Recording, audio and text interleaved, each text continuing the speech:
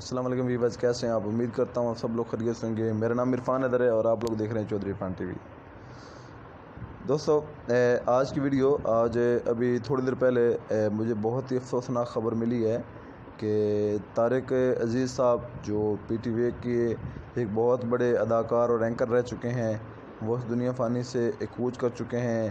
ان کی دل کی حرکت قلب بند ہونے کی وجہ سے ان کا اس دنیا انتقال ہوا ہے۔ تو بہت افسوس ہو رہا ہے، بہت دکھ ہو رہا ہے، کیونکہ بس طارق عزیز صاحب کو میں بھی بہت لائک کرتا تھا۔ میں کیا، پورا پاکستان ان کو لائک کرتا تھا۔ وہ پی ٹی وی کی سب سے پہلی شخصیت ہیں اور پی ٹی وی نیوز میں سب سے پہلے خبر نامہ پڑھنے کا بھی ان کو اعزاز حاصل ہے۔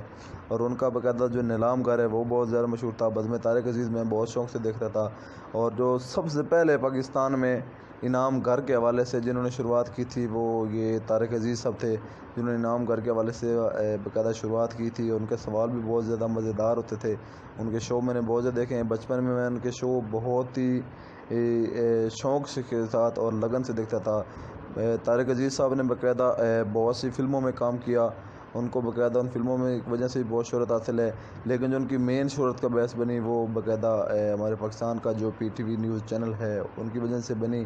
ان میں جو سب سے بہتر نمایاں کردار ادا کیا ان میں نیلام گھر میں انہوں نے سب سے زیادہ ادا کیا۔